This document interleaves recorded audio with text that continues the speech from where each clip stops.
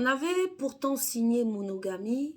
Un jour, mon mari m'a fait asseoir en me disant, ma chérie, ma femme, je prends une deuxième femme et tu es obligée de l'accepter. Story time, voici mon histoire. Arrive sur ma page, like, abonne-toi, partage.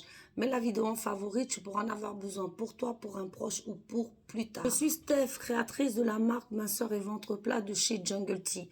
Donc si tu as du ventre à perdre, que tu aies eu des enfants ou pas, du poids à perdre, que tu sois un homme ou une femme, du ventre ou du poids, va choper sur le lien, il est en bio. 10 ans d'expérience, ça fait la différence. Fondatrice de Beauty Booster Institute, donc spécialisée dans les cheveux afro. Donc si tu veux une roufa comme moi, cheveux texturés, va choper sur beauty-booster-institute. Les femmes, on vous redira jamais assez de ne pas quitter vos emplois à cause d'un homme.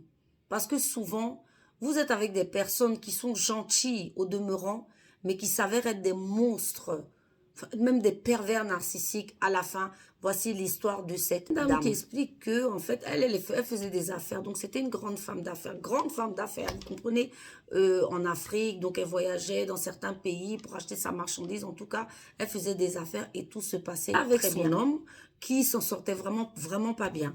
Donc, elle le soutenait vraiment financièrement pour que, je sais pas s'il devait faire des études ou quoi. En tout cas, elle était un soutien de poids, un soutien de taille. À un moment donné, ce monsieur a trouvé un poste vraiment bien. Et il lui a dit, écoute ma femme, t'as pas besoin de travail. Moi, je gagne suffisamment ma vie pour que, en fait, toi et moi, on soit heureux avec les enfants. Je préfère que tu t'occupes des enfants. Comme Dame fait, elle laisse son activité. Donc, tous ses contacts, tout ce qu'elle faisait, ses voyages, ses magasins et tout, elle décide, en fait, de laisser tomber. C'est comme ça que, n'est-ce pas, qu'elle s'occupe du foyer maintenant, elle, madame, et les enfants. Et donc, monsieur, tout se passait très bien. Ils vivaient vraiment une relation vraiment bien. C'est comme ça que un jour, à sa grande surprise, son mari l'a fait asseoir pour lui dire, écoute, ma chérie, je prends une deuxième femme. Et elle, très surprise, parce qu'ils sont mariés sous le régime de la monogamie. Vous savez qu'il y a certains pays où on peut choisir les régimes matrimoniaux. Et elle lui dit, mais attends, t'as signé monogamie, comment ça, à quelle heure et tout. Là, il lui dit carrément, t'as rien à dire. De toute façon, moi, je te demande pas ton avis. Je t'informe, je ferai tout ce qu'il faut, les papiers pour que tout soit en règle. Sache que je prends une deuxième femme et tu n'as rien à dire. Comme ça que, effectivement, il prend la deuxième femme qui vient s'installer dans la maison de sa femme. Vous voyez les hommes? Parce qu'il a vu maintenant que tu n'as plus rien, bien évidemment, il t'impose tout et n'importe quoi. En fait, c'est la lâcheté de certains hommes. Voyez, quand tu avais l'argent, tu avais les moyens, n'est-ce pas qu'il ne te parlait pas comme ça? Aujourd'hui que tu n'as plus les moyens, tu dépends entièrement de lui, il t'impose et il fait ce qu'il veut. Et il y a beaucoup d'hommes, en fait, ce sont des pervers narcissiques, des lâches, c'est-à-dire ils ont des idées derrière la tête, mais ils te diront jamais cette idée. Pourquoi? Parce que tu as les moyens de t'occuper de toi, tu es bien et tout. Ils attendent juste que tu sois à zéro, à terre, pour te montrer leur vrai visage. Et là, c'était le cas. Tu viens avec une femme chez moi, dans ma maison, alors qu'on avait signé la monogamie. Quelle trahison. Bref, je continue. Donc, c'est comme ça que elle vivait la situation vraiment de manière très difficile. Et comme ça, il lui a dit, écoute, c'est pas grave, calme-toi. Je suis en train de construire une maison. Je vais te mettre là-bas avec les enfants. Comme ça, nous, enfin, l'autre, elle restera ici. Et voilà, tu vas y gagner ton compte. Vraiment, c'est des démons, c'est des serpents. Je sais même pas quoi dire.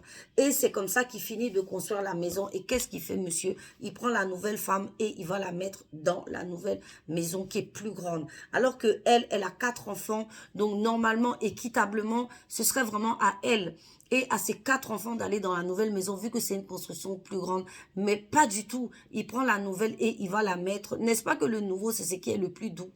Et toi, la vieille casserole, ou bien, je sais pas, la vieille personne, ou la vieille relation, tu restes là avec tes enfants dans la maison tout pour. Ce qui s'est passé, effectivement, il a pris la nouvelle et il l'a mis dans la nouvelle maison. Et figurez-vous, c'est même pas ça le pire. Le pire, c'est que, vu que vous savez, il y a des jours partagés. Et quand c'est les jours, par exemple, où il est avec la dame avec les 4 enfants, c'est-à-dire sa première épouse, il vient, il ne dépense pas un copec. Mais je vous dis pas un copec pour faire à manger, alors qu'elle n'a rien. Donc, je ne sais pas si c'est une vengeance, mais je pense bien que c'est une vengeance que ce monsieur a voulu infliger à cette femme. Je sais, vous voyez les femmes, comment vous êtes des proies. C'est-à-dire aujourd'hui, c'est-à-dire il vient à la maison et elle dit que souvent, même quand il vient, que il n'y a pas à manger. Il lui dit, bah, s'il n'y a pas, bah, écoute, on va boire de l'eau. Et il prend son argent dans ses poches à lui. Il envoie un de ses enfants aller lui chercher à manger à lui. Et il laisse sa femme et ses enfants sans le sou, sans manger. À quelle heure? Comme ça que pareil, hein, elle, quand il vient, elle se démène pour essayer de trouver, de faire à manger dans ses propres finances à elle. Et il mange et il va se coucher. Il mange, hein, et il va se coucher. Donc la dame, elle est désemparée.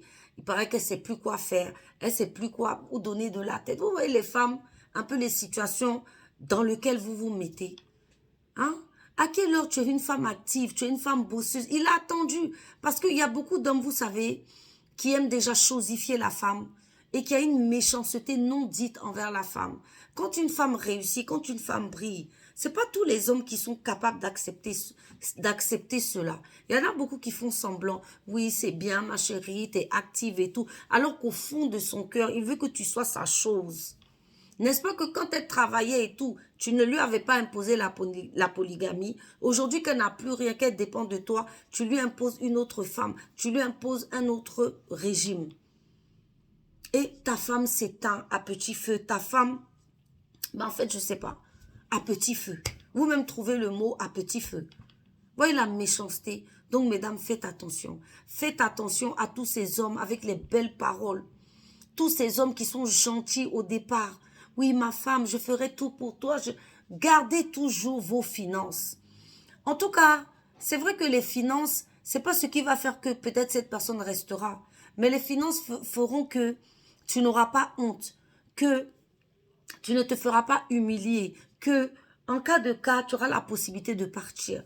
Être indépendante, c'est, je sais pas, bon, je pense que de plus en plus de femmes aujourd'hui le comprennent, mais être indépendante, c'est la base de tout. Voilà les femmes européennes ici aujourd'hui. La femme européenne, tu dis A, tu dis, tu dis A, elle dit A, B, C, D, elle te quitte en même temps. Bon, j'ai pas dit que c'est la solution, mais en tout cas, ici, garçons ne font pas malin sur elle. Vous voyez, parce qu'ici, il y a le social, il y a le boulot, il y a tout. Mais en Afrique, vraiment, c'est grave et dangereux. Donc, quand vous avez la possibilité de travailler, vous êtes des femmes indépendantes, vous êtes bénies, c'est-à-dire vous arrivez à faire vos activités, eh ben, ne laissez pas vos activités à cause d'un bangala, d'une quéquette, ne fût-ce que ce soit votre mari ou pas. Parce qu'on les connaît. Voilà, aujourd'hui, il allait installer une autre dans une maison qui était prévue pour toi. En tout cas, prenez soin de vous. Ciao.